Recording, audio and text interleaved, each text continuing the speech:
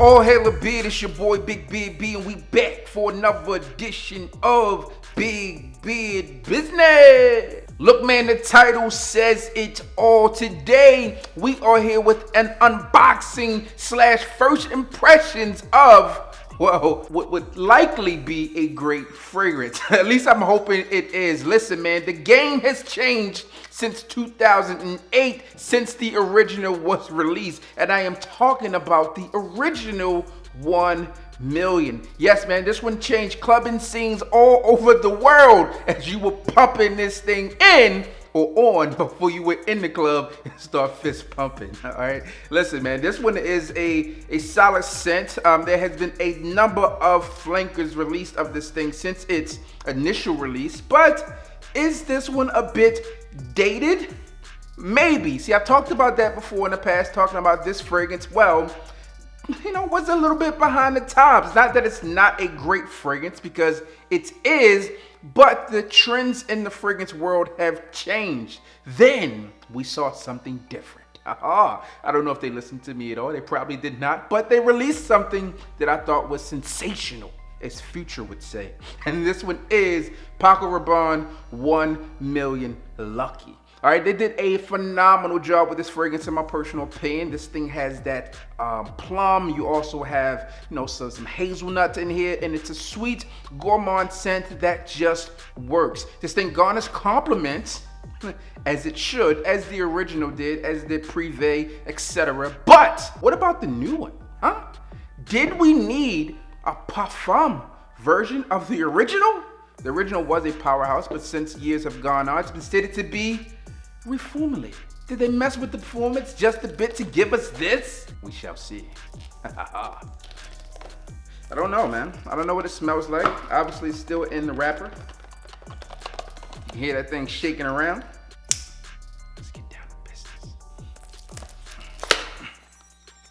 Listen, man, if you tried this thing out, comment down below. Let me know your thoughts and opinions, because I would love to know. This is like right out of the gate. We're going to blast off and see what this thing is like.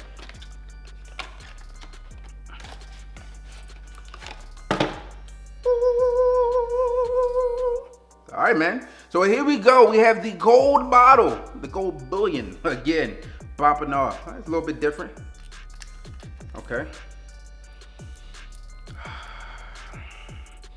I can smell it right now. It's a lot different than the original. So listen, man, off the rip, I think that this thing is sweet, all right? Which we should expect from this fragrance, given that the original was sweet, Lucky was sweet, Privé was sweet. That's kind of what makes this scent a great scent, at least in my personal opinion. To me, this one kind of comes off smelling a bit like a grape, and it also has this candy-ish type of vibe to it. Along with that, though, I get like some saltiness in there as well. Not like a ocean-based fragrance, not salty in that sense, but just like someone sprinkled a little salt on it, like Salt Bay, you know what I'm saying? Now, what I will say just off my first impressions of this fragrance is this one is a bit more mature than the original. Not saying that this one is old smelling, but I feel like the original was super juvenile, right? Or maybe just because that was the time frame when I was wearing it. But I feel like there's some added notes in here just to amp it up just a bit. Listen, man, on first take of this thing, I think that this is one that I would buy. Obviously, I bought it, but if I was in a store just on first spray, boom, initial thoughts and opinions. I'm gonna pick it up, take it back to the crib, and then see how this thing works. The scenarios that I would wear this thing in, just right off the rip, I would definitely say that this one is geared toward the fall and winter. Definitely fall and winter based fragrances. It keeps with their original DNA from 1 million. Now, my first takes of this thing, it's a good fragrance. Am I drooling over it at the moment? Like, hey, it's a must-have. I must go and get it. I wouldn't say that. I think if I smelled it in the store and I was looking to pick something up, I would grab it. I think there are other things within the collection, at least right now. Again, first impressions of this thing that I enjoy a bit more. Honestly, I personally, right out the gate, enjoy Lucky a bit more than this. But again, I've had Lucky in the collection for a while, so I see how this one grows on me as this dries down, and see what this turns into to really give you like a full picture of this in the official review. I like Lucky better too. Yeah. Even though I like sweet stuff. Now, I'm not sure if you guys caught this or not.